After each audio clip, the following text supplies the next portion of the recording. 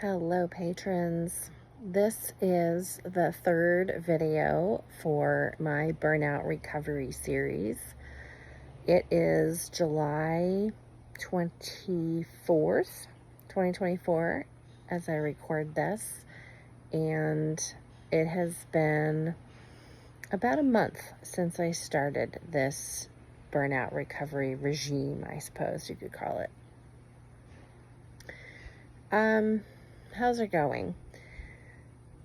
Well, to recap, the first 2 weeks of the burnout recovery program that I set up for myself was basically just trying to stop doing anything extra, just doing the essentials, which did afford me about 2.5 days, when I was lucky, to a week to just sort of detox, rest, journal a lot. I liked to call them, still do like to call them yes days. So that enables me to say yes to the things that feel in alignment with just what's going on with my, body, mind, and soul that day or that time in particular. So, so that means I can work if I want to, if that's what, I'm honestly feeling called to do. And surprisingly, there were a couple of hours, where that was true. And I did want to do some sort of work, whether it was just checking my emails or brainstorming, workshops and such. So that felt good. And then I had kind of a backslide. Probably at week 3 I guess it would have to be week 3. Yeah, because I've only been doing it for 4 weeks if I've only been in it a month. So probably around week 3 is when I kind of felt like I fell back into, had a little bit of depression. I was in a lot of pain, so I had re-hurt myself in some way. I've been doing it so often now, I don't even remember what it was. I think it was a back thing. My knee actually is still bothering me, so maybe it was just a combo of, not feeling strong enough or having enough energy to work out, and I know what it was. I went to a yoga class, first one. I was like kind of excited about it, and it was canceled, and I didn't know it. So then I was like, So I think the discouragement, it again felt like, here I am trying to get better, and something keeps, blocking me. Anyway, so then I kind of got a little bit depressed for a little while.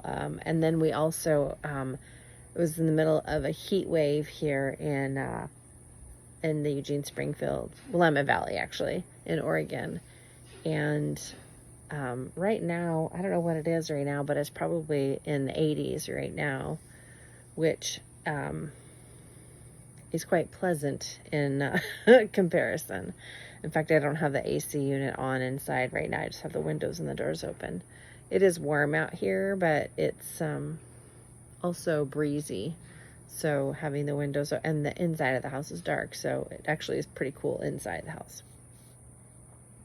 But it was, 100, 102, 103, 96, 98, 99, it was like that for a couple of weeks. And I was outside working in it for the festival that I volunteer at. We do some of the hard physical grunt work, and it involves, being out in the sun and working on the land. And that really sucked. So, and then we had the festival, which was exhausting because we were exhausted because we'd been working just prior to it. So, and the heat was really tiring, and like I said, there was a little bit of pain going on, and So I just was kind of feeling down with myself. It felt like kind of thrown back a little bit to, last month when I first started this. But that was pretty short-lived, that little depressive episode, I guess. It was probably only a couple days, really, that I felt that way.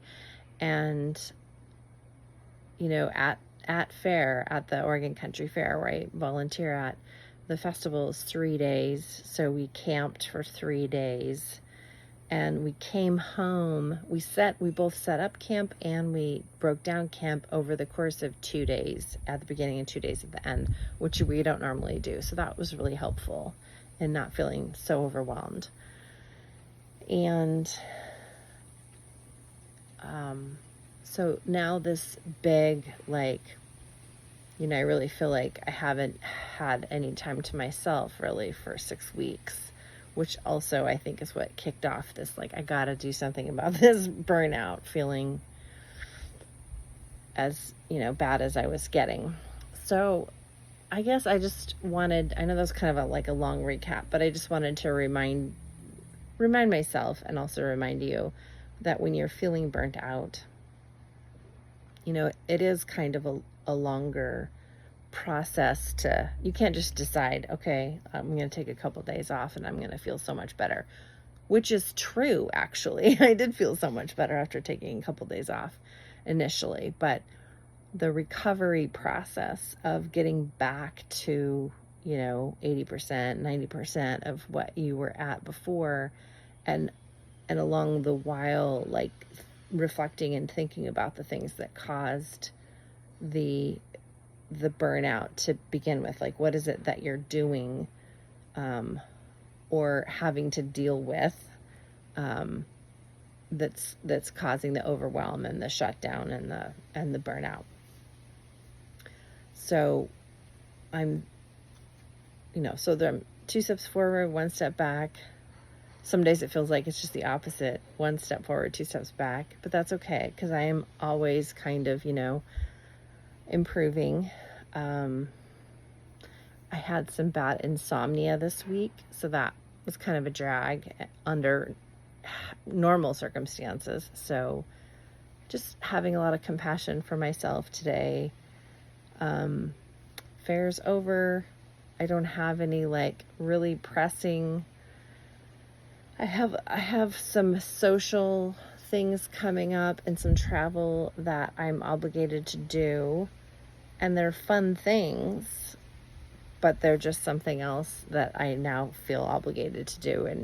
And I have to dig deep into the, battery resources and get ready for it. And so anything that I'm doing, I have noticed now I'm starting to have a little bit of anxiety around, am I overdoing it? I don't want to relapse into this darker, burnt out place. I don't really feel like I have a lot of energy today, but that's because I slept so poorly last night and I just woke up from a nap. So, yeah, I guess I just wanted to touch base and let you know I'm doing okay. And if you're at into a month of trying to recover from burnout yourself, I think mostly it will be moments of, okay, this is working.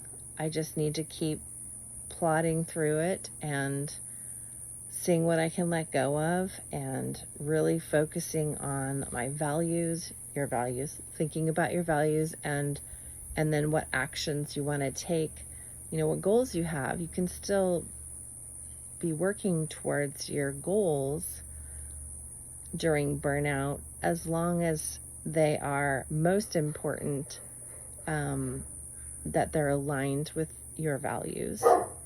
And also then if you can delegate as much as possible and try to think about don't try, say you're trying to raise your, maybe you're trying to grow your client base and increase your clients. And so you're thinking about all the things that you could possibly do that would bring in new clients. So when you're trying to recover from burnout, like, the tip is not to do all those things that you've come up with. Maybe pick like one or two at the most to try and see how you feel. Like testing the waters. Like, is this too much? Is this going to tip me back over into burnout? Like, once you start feeling good, it's just like recovering from any like injury. If your ankle has been sprained and you're now walking without crutches and you think, all right, I've got minimal pain, this is great. You don't go out and go running. Like, maybe you can start, walking faster. And after you do that for like a week, maybe 10 days, you can try like a little tiny pretend jog, so that you're kind of bouncing on your ankle as you're walking too. And you do that for a few times and see if that doesn't kick you back, so you're just sort of, you're wanting to create that forward momentum without like re-injuring yourself and sliding all the way back to the beginning. It's just like any injury recovery, any illness, like if you have a cold and you go back to work too soon, then you just get sick again and you have to like kind of start back from ground zero again. So having a lot of compassion for yourself and a lot of patience. I don't really like that word. I have a hard time being patient with myself. I have a lot of patience for other people, but I don't have a lot of patience for myself. So learning to grow that muscle, learning to grow the muscle of like intuitively checking in with myself and seeing how I feel and being honest with myself about what energy I have for the day. Like I have lots of ideas about how I can spend my day, but it's now like 2:43 and I've taken a nap and I skipped yoga and listened to an audiobook. And that's about it, really. So, I took the dog to the vet too.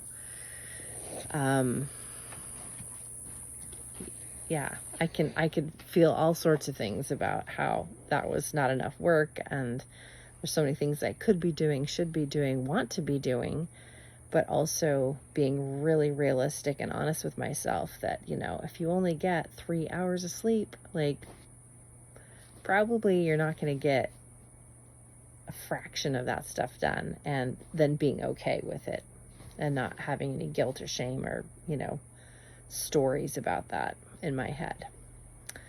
So that was like tip number 2, I guess, in recovery from burnout.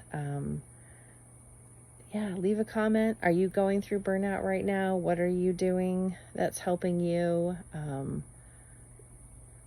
What have you found that you can add back in that hasn't been causing too much backsliding?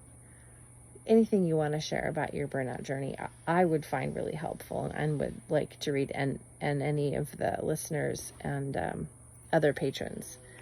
So I have some other ideas, but more on that later and in a different video, because this is already pretty long. So I will talk with you soon, and I hope you are well, and I will see you next time. Thank you. Bye for now.